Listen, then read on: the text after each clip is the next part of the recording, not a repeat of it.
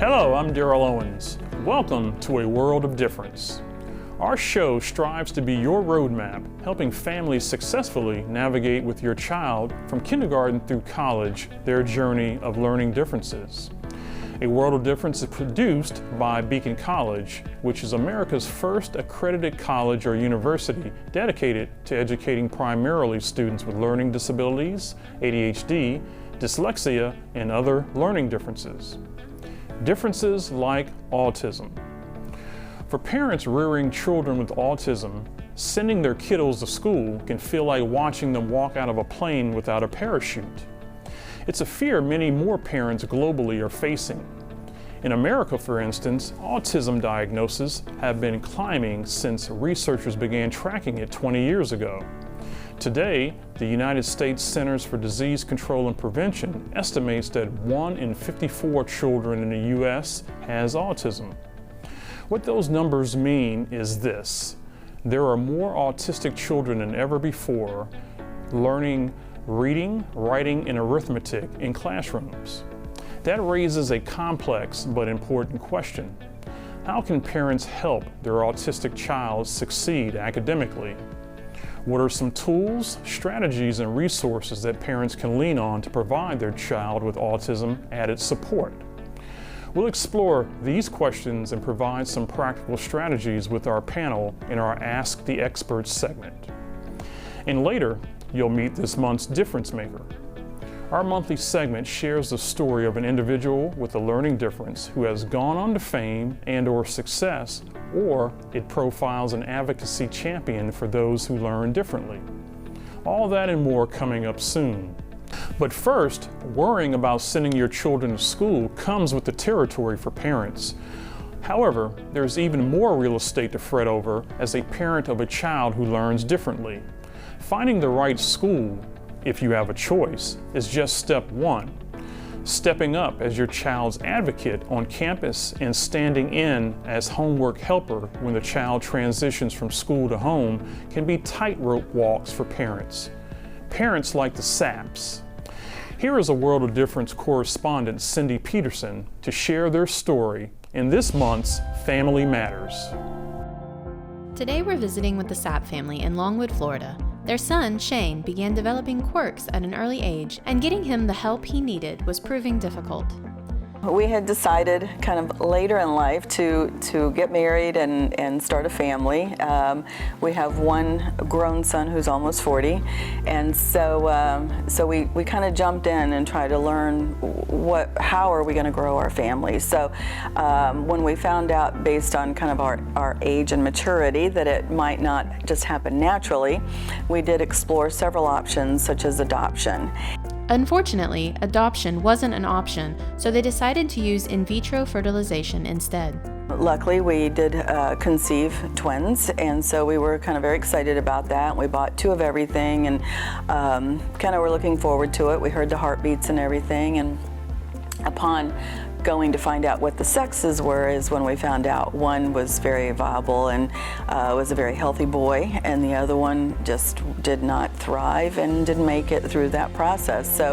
So here we were with one, and we were very excited about that. We returned the second item of high chairs and car seats and all that kind of stuff, and just kind of moved forward with the one healthy. And when Shane was about 2 years old, we met a family through our church who had a baby, a little cousin, I guess, a female cousin that whose mother was in the process of losing her rights, and so they wanted a good family to potentially adopt her. The Sapp family adopted Haley, who was also 2 years old, and went back to the stores to get most of the items they had previously returned. As the kids grew up together, the family began noticing little quirks in Shane that they weren't able to explain. We kind of first started getting indications from, he was in kindergarten, and the lady who was a registered nurse ran that kindergarten and said that every day about 3:30, she said, "Y'all, I think you need to go get him checked, tested, something." And she said every day about 3:30, he would grab a toy. All the kids would be playing. He'd go grab a toy, go to the corner, turn his back to the room, and for about 30 minutes every day about the same time, and he just needed to kind of get away from everything, and that was the first indications that we had that there might be something there. As Shane continued to grow, more things became noticeable, like toe walking, which was diagnosed as a medical issue, and Shane underwent surgery. You have a lot of children who have sensory issues that are on the spectrum. But if you don't know they're on the spectrum, for us, we just handle things very logically and like a medical issue, so to speak. So you see toe walking and you figure, he needs to see an orthopedic surgeon possibly. So we did. So he started kindergarten with a walker because he did have both Achilles tendons lengthened and with 2 casts on both legs. I mean, we went to every doctor, every sensory doctor, ear doctor, eye doctor, everything. He would, we knew there was some kind of a sensory issue, we'd pick him up from school, and he would hop in the front seat and upside down. Right around, upside down, hang his head, feet up on the back of the chair. So when we did, finally, one of my coworkers had said, you need to probably take him to our kind of behavioral specialist, and we're like, behavioral? Okay, maybe that's who will diagnose him with the ADD, and then we can decide whether or not to do, medications. But so there were several little signs leading up to it that I would just consider quirks. That's what we were calling them, the lack of a filter. Well, that's just him being super honest, and we need to just teach him a little bit about manners and not being that quick to speak. And so when we went to the behavioral specialist, we kind of were ready for the ADD diagnosis, So he was sitting on the floor, he was upside down, he was doing everything, and I'm like, this is all that is, and you can, I think, treat that with medication, so that should be easy. And you have to fill out some questionnaires, which to me weren't indicators even to us that there was anything other than ADD. We had not heard the word autism, but autism for me usually was a description of a child that maybe was nonverbal and just very obvious, that there may be some things going on. And I thought, well, that's not our child anyway. So she confirmed the ADHD, and I'm like, oh, the H, that's hyper, and that explains even more so. So we're like, okay with that. And then when she said, and also Asperger's, I had never even heard of the word. My husband had neither. And so we just sat there and thought, what is that? What is that? And how did you diagnose it? And was that in a blood test, or what was that, And then she elaborated, and of course I just started crying because I thought I just can't believe that's what I'm hearing, and that changes everything. That's going to change our lives forever. Now, with a diagnosis, Ruth and Scott became their son's advocate in getting him the help he needed. I remember right after we had him diagnosed, we had the beginning of the school year, his 2nd grade, told the teacher, I said, well, he has Asperger's. And she looked at me like a deer in the headlights, had no idea. Straight out of college, had no idea. I don't think she'd ever been told or heard the word Asperger's. And so you deal a lot with that in public schools. I think the heartbreaking part of at least the whole elementary and even middle school process was you learn a whole new language of terminology related to special needs. You learn about a 504 plan, an IEP. You learn all these things that you had no idea existed or the importance of them. And so therefore you don't want your kid labeled with a diagnosis most of the time. On the other hand, for insurance purposes and treatment purposes and school purposes and scholarships and everything else, you have to have a diagnosis. So, we're torn between a label that might entitle to services that he really deserves and needs, or not to label, and you just struggle, the whole school time with just a discipline issue. Thankfully, they found Pace Brantley School, and Shane finally had a place he fit in. There, he could explore his avid love of fishing and basketball. that month, and he just showed up the next day like he'd been going there, like he fit, and it was so refreshing that it just clicked. People were so professional, great communicators. I mean, it was stellar. There's no other way to describe that. So after Shane started, then that next school year, his high school year, he'd say to me, they've got a fishing club, right? And I'm like, oh, they do? And he goes, and they have a basketball team, which I'm going to try out for. And when he said that, I was just like, oh my gosh, he's going to try out and he may not get accepted, and I got to live through all that again. But you never want to kill their joy. So I just said, oh, that's really great. And I just didn't even want to know when tryouts was. I didn't want to, I just didn't want any more bad news, if you know what I mean. So I just never asked when it was. And so one day I was in Lake Mary on a business appointment, and when I saw his name show up on my phone, it was always bad up until then, I just said, Shane, are you okay? And he goes, guess what, Mom? And I'm like, you're okay though? Yeah, what happened? And he goes, I made the basketball team. Through all the trials and hardships, the Sapp family has become a voice for parents of special needs children who don't know where to start. Any advice I give new parents is you've got to be a bulldog, and this lady's a bulldog. Shane is blessed to have her as a mom, because she would go through fire for her kids, and I mean, take copious notes and hold people accountable, and don't just take what they say. You need to follow up, and you need to do your homework. And I know that most families are not going to have the resources or the time and just the overall wherewithal to do that. I mean, you've got to fight for your kids. For A World of Difference, I'm Cindy Peterson. Thank you, Cindy, and thanks to the Sapp family for sharing their story. The Sapp's example shows the importance of parental involvement in paving a successful path for autistic students.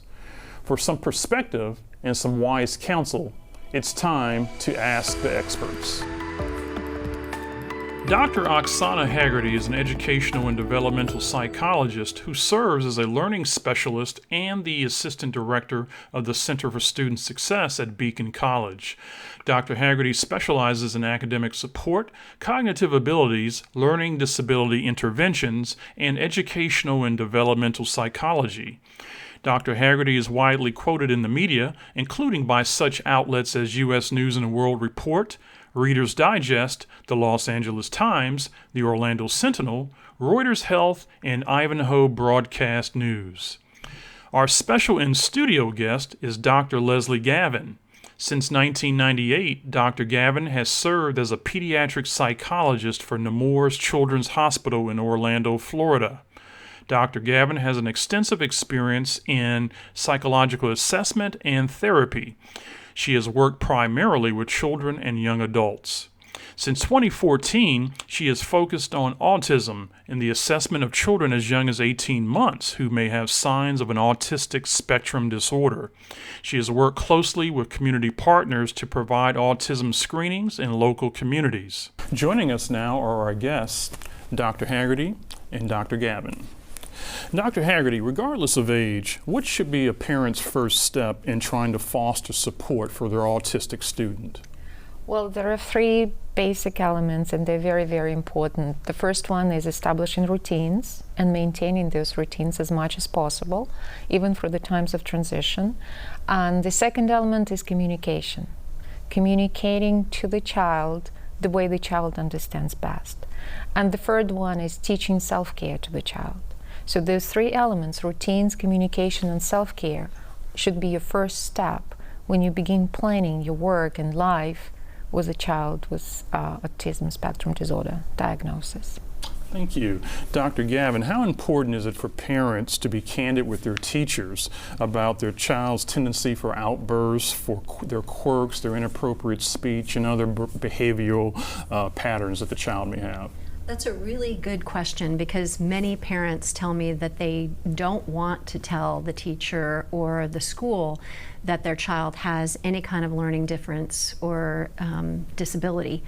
But I try to work with parents to let them know that it's very important that the school be prepared, and that even the other students potentially be prepared for whatever the particular child is coming to school with. So for example, if there's a child who tends to have some unusual speech patterns, or they have intermittent outbursts, it's important that people be prepared for that, and they're not surprised by it, that there is a plan in place for what to do if there is an outburst. And in terms of the quirks, I think it's important to work with other children, that they be accepting of other children, that they understand what autism is, so that we reduce the possibility of very negative teasing and bullying that may occur. Great, thank you. Well, Dr. Haggerty, what about communication? How important is it for parents to establish a communications plan with their child's teachers?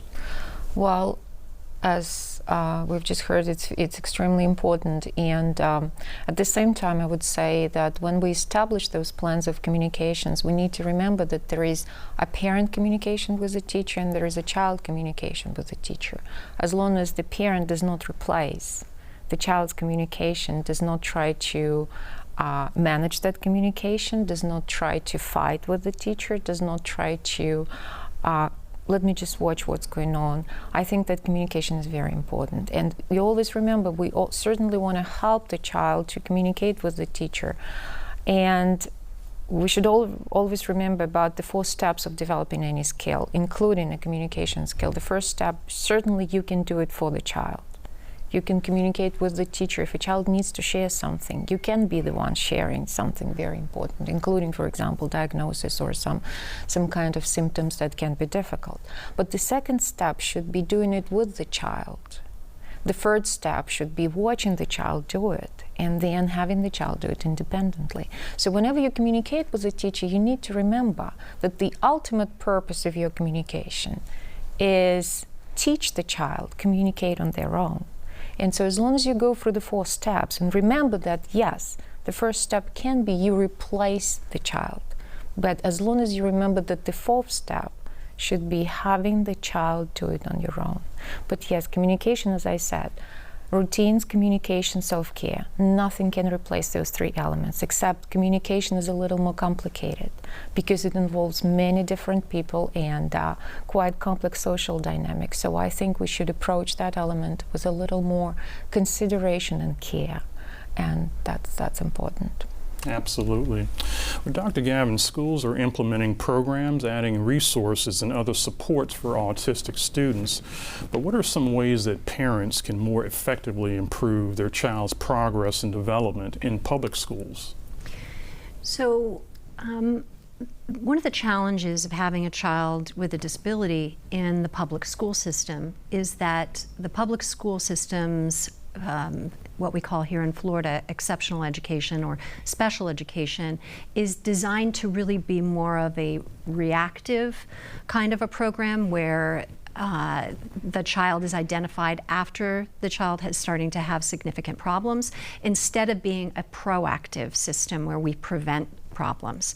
So that is often a source of great frustration to parents who are seeing their child start to fail, but the school is telling them they haven't failed enough yet. So it's very important for parents to realize that. Sometimes they may need to be a fairly forceful, although cooperative, advocate for their child in school before, as we were just talking about, the child becomes their own advocate. But some things that the parents can make sure that the school is attending to is having them be continuously assessed in terms of their learning goals. asking if the parent sees failure, asking the school to test the child, and if the school is not prepared to test the child, for the parent to seek that out privately so that learning disabilities can be caught early instead of caught in 3rd, 4th, or 5th grade, where the child has already set up a pattern of failure, which is difficult to overcome. Then the parent working really carefully with communication, as was mentioned earlier, with perhaps a communication log that goes back and forth, or frequent meetings with the teacher, with the child as appropriate, is very important.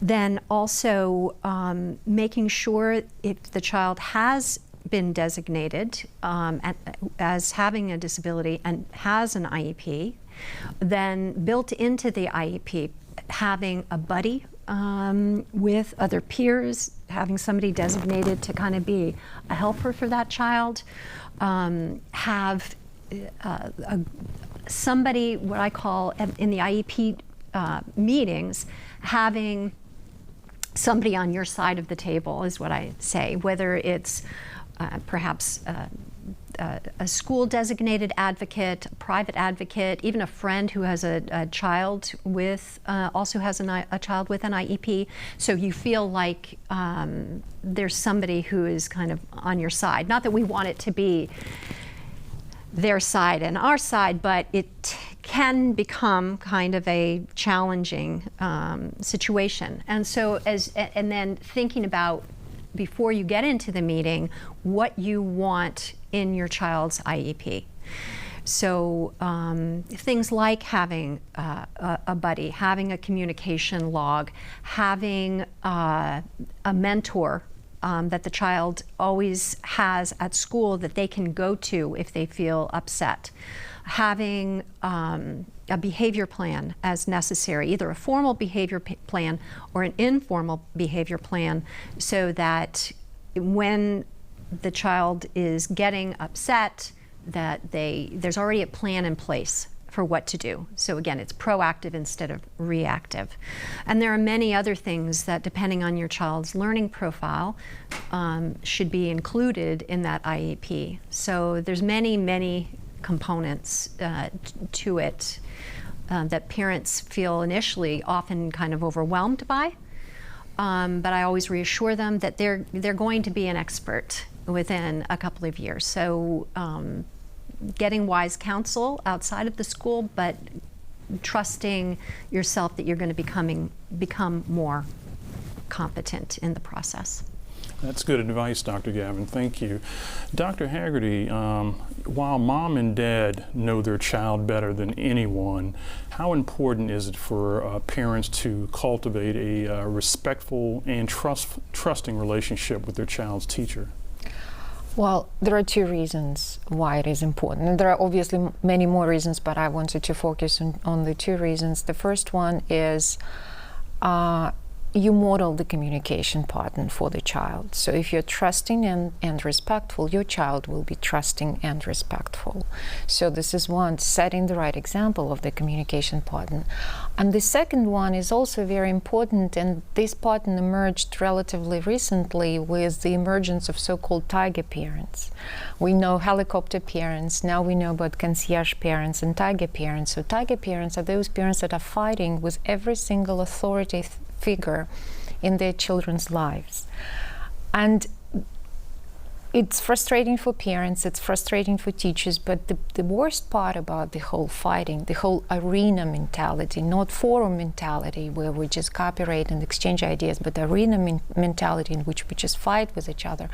The problem is that the child thinks, if it takes so much fighting for me to get someplace, I'm probably not at all good at what I do. So you don't want to be fighting with authority figures around your children, because these kind of seeds the doubt in your own child, whether they can do the work, whether they're good at what they do. And so again, I wanted to focus on these two things. First of all, set the right example. And second of all, do not show the child that you do not believe in the child's ability to deal with the situation, to deal with the problem. So that's why trusting and respectful relationships are very, very, very important. Absolutely. Can I add something onto that? Sure. I totally agree with Dr. Haggerty about that, and I think that also having the parent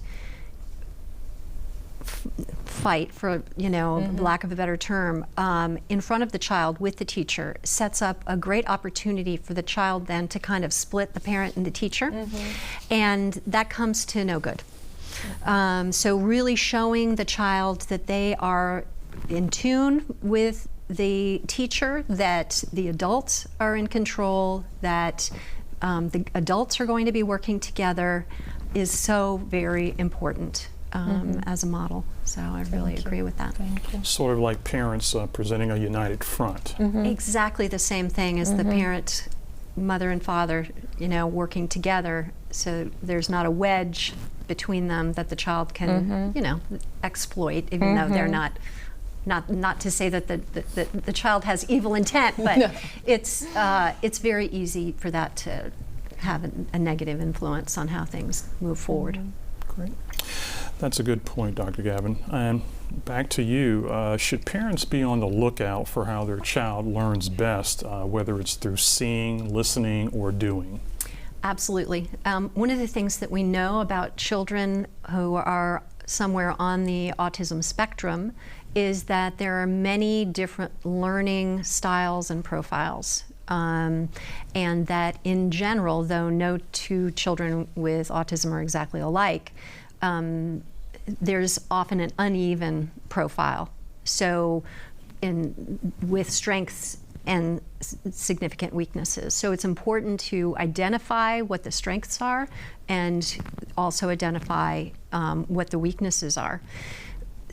That can happen by observing, by looking at the child's performance in different areas of school, but it can also happen through having some kind of intellectual testing whereby we can identify processing issues, we can identify any kind of learning disability that might be there. So I think that that's really critical. Also, children on the spectrum often have sensory issues.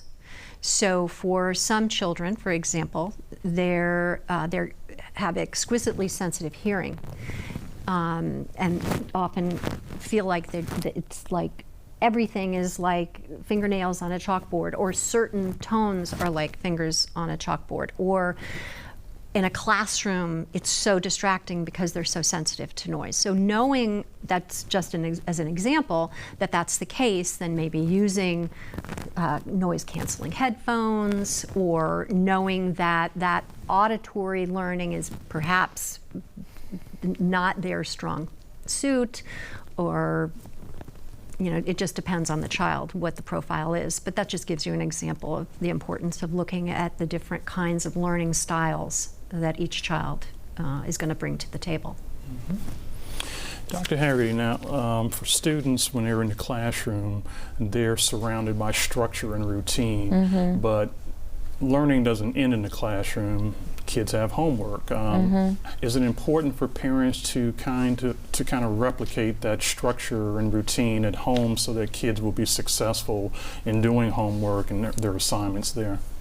Well, yes, it's very important, and there are two reasons for that. First reason is when, for example, if certain routines are reinforced in one environment and not reinforced in a different environment, the behavior in that other environment becomes extreme. So if you do not want your child to run absolutely wild when they come home from school, you want to reinforce the same rules, the same routines that are reinforced at school.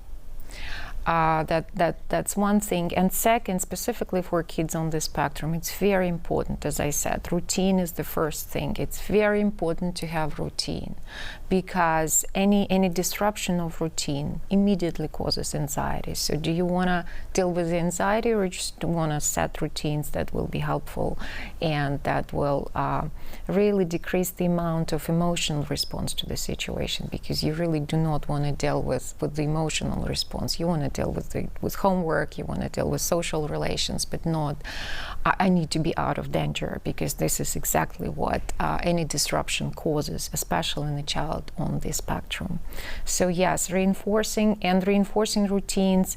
We are about to have winter break, and it's very important to maybe reinforce not all of the routines, but maybe getting up the same time is very important. Going to bed the same time is very important.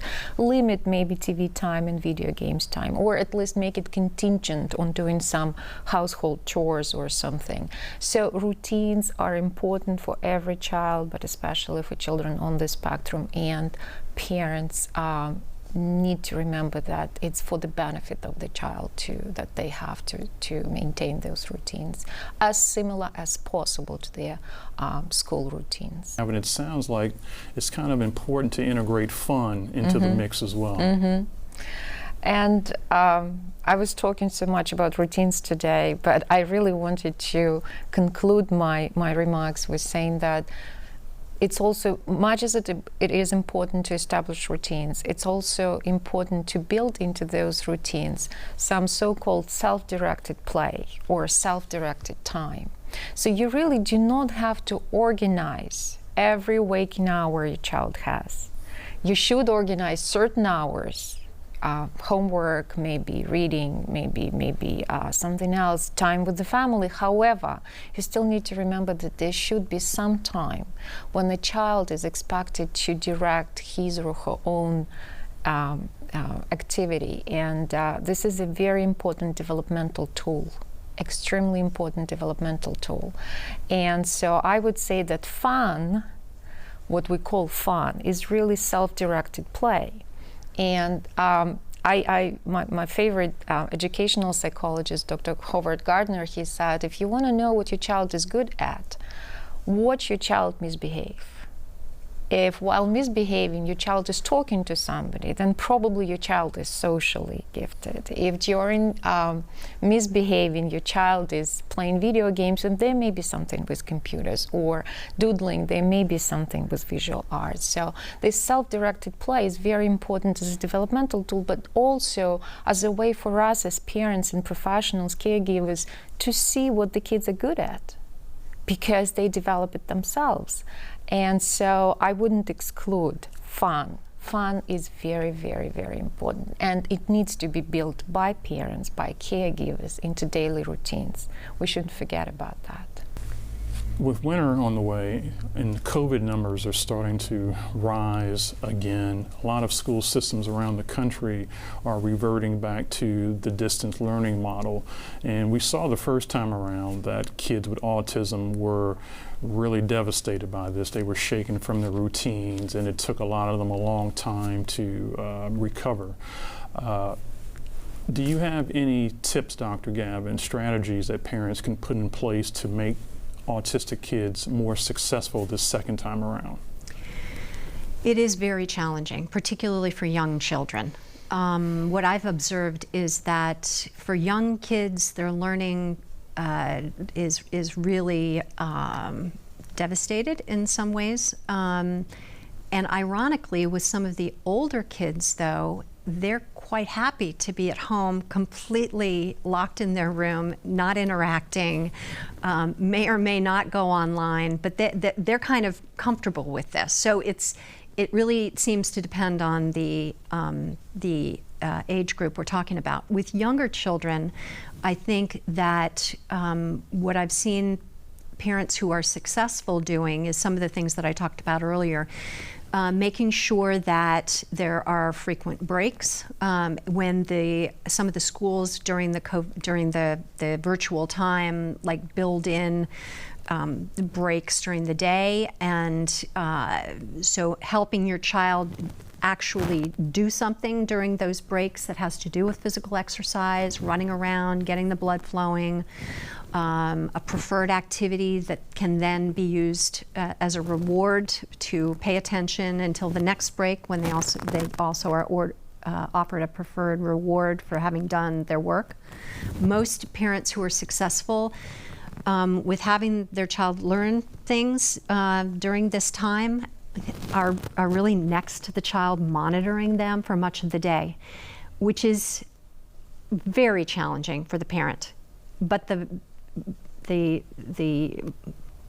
bald reality is that a young child with an autism spectrum disorder is simply not going to be able to sit in front of a computer screen independently working without some kind of adult supervision.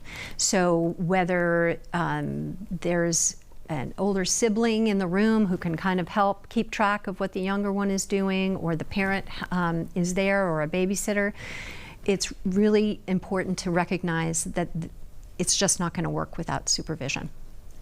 With the older child, I would say make sure that they are, one, logging in when they're supposed to be logging in, and that they are not just kind of locked into their room all day long. Get them out, get them to socialize, get them to have exercise, monitor and sometimes restrict the access to video gaming, which has just ballooned during this time. And for children on the spectrum, it's like bees to honey. Most of these children love to be on electronic gaming. So it's very important to monitor that. Well, Dr. Haggerty, you work with college-age kids. Some of these strategies Dr. Gavin outlined, are there different strategies and tips for the collegians who are going through this process? I would say with the amount of disruption, it's very important to make sure that when we communicate with collegians, it's easy for them to know what they're supposed to do, because everything is new, everything is different now. So we need to be able to communicate effectively so that students know what they're supposed to do at any given time. So communication has become even more important, and effective communication is more important. And so again, and there is another thing, there are so-called unconditional signs of anxiety and danger. Much as we want to ask questions and check and limit independence and focus our attention on fear, those are the signs of danger. Those are the signs that are perceived as the signs of danger by students. So much as you want to ask questions, oh, I'm just checking in, I just want to know how you're doing, oh, don't go there because limiting independence or talking about fears and dangers all the time, this all creates this very uncomfortable emotional response patterns, and that's why you see a lot of avoidance, a lot of withdrawal, because emotional reasoning gives us only two options, fight or flight. And so whenever you create this emotional background, I need to be out of danger, I need to do something to get out of danger, because my mom always asks these questions and checking on me limits my independence and talks about my fears and dangers, then it's very hard to go back to intellectual reasoning, because intellectual reasoning always gives us more options, much more options how to respond. When we become emotional, we have only two. So for me, we're all very tired. We're all very scared, probably still very scared. But to show your child, especially your adolescent child, that, see, I'm scared too, but I'm still doing it. It seems to me that this is very, very important to begin this conversation, this adult intellectual reasoning conversation, more than just emotional response conversation. I would say it's something that we need to remember about. Well, I wanted to close our conversation by circling back to something Dr. Gavin touched on, and that's this, that when a parent receives a diagnosis of autism for their child, that how important is it for them to remember that one diagnosis of autism is just one diagnosis of autism, that each kid with autism is a unique child? How important is that, Dr. Gavin? I think it's extremely important. I have the privilege and the challenge of doing a lot of diagnostic work with, and introducing parents to the fact that their child is on the spectrum. And what I often try to tell parents is, this doesn't change your child. This is just a label. It just is a label that accounts for some of the behaviors that we're seeing. And so not to take that label and start thinking long term about what it means when your child is an adult, because we don't know. And the point of diagnosing early is so that we have plenty of time to build skills. So I think it's critically important for the parent to remember that their child is the same whether they have the diagnosis or not, and that the goal is to stay extremely positive and optimistic, because we know so much now that we didn't used to know about how to build strength, how to build resilience, how to build skills, and that is our goal. It's not to just slap a label on and walk away. It is to understand your individual child's strengths and weaknesses, because as we say, when you've met one child with autism, you've met one child with autism. Every single one is extremely different in terms of their personality, in terms of their social skills, in terms of their verbal skills, and in terms of their intellectual and academic strengths and weaknesses. So our job is to, as professionals, is to kind of catalog all those with the family so that we know what the strengths and weaknesses are. And as a parent, to just embrace your child's uniqueness and allow them to live in soil that is going to help them grow to their very highest potential. Last word, Dr. Haggerty. Well, I would say that autism studies really changed our perception and understanding of ability and disability. It used to be a very clear demarcation line between what is ability, what is disability. But as we accumulated knowledge about kids on the spectrum and how they function, it's really changed definitely my personal perception of ability and disability, because something that is used to be perceived as an ability can always be, if it's excessive, it can become a disability, and the other way around. So I would say that studies and work with the kids on the spectrum really changed a lot in educational psychology, developmental psychology, and ways of teaching so-called neurotypical kids. So that has been quite an important area of study, and a lot of discoveries have been made, and they're very, very important. Thank you so much for the wise counsel. Do you have questions about learning differences? Are there concerns you're facing daily in your journey with learning and attention issues? We're happy to answer your questions on air. Sign up to have your questions answered during our Ask the Experts segment on an upcoming episode of A World of Difference via our new website, awodtv.org. Finally, we wrap up the program with our latest difference maker.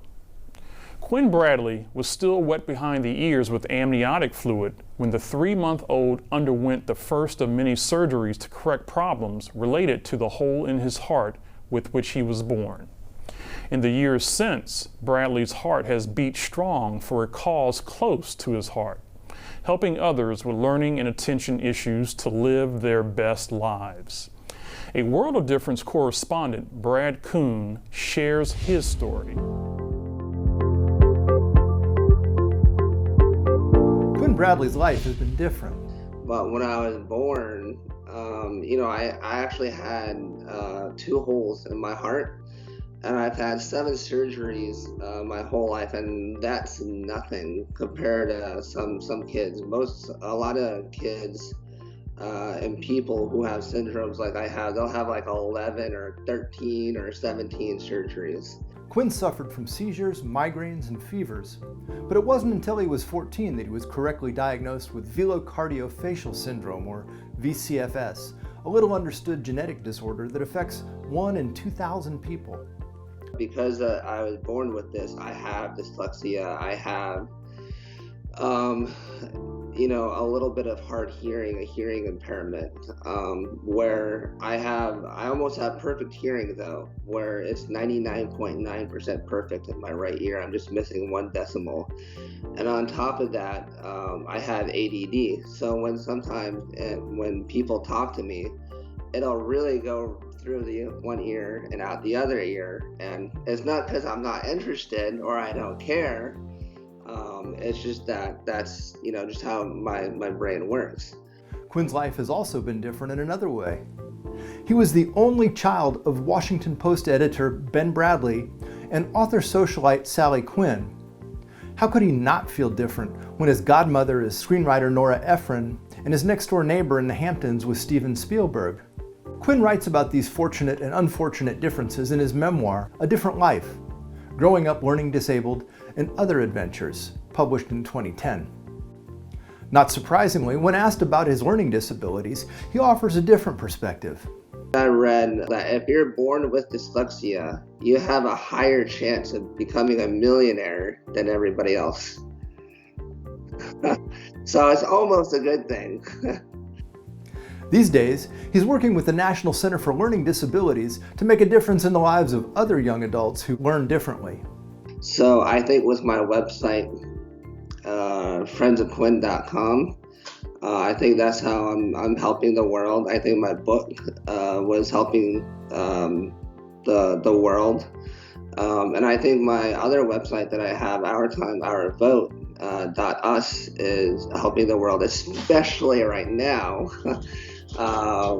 considering what this country is going through, because that website was designed to inform people with disabilities to go out and vote, and not only to inform, but to encourage as well. He's the first to admit that he's had advantages far beyond those available to most people with learning differences. But as a stepdad and different learner himself, he offers this advice for parents. It's not the end of the world, and I know there are a lot of parents out there who are terrified.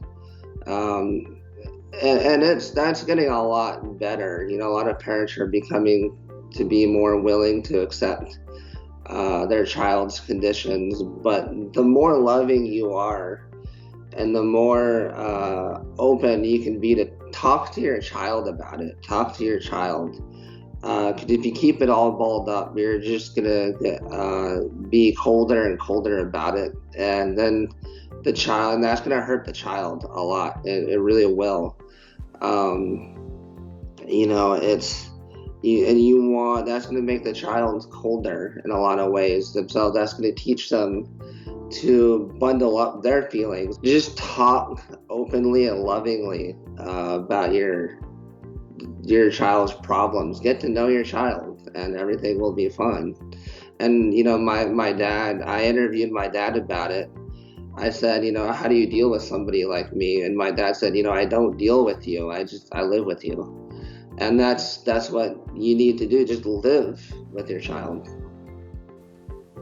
For a world of difference, I'm Brad Kuhn.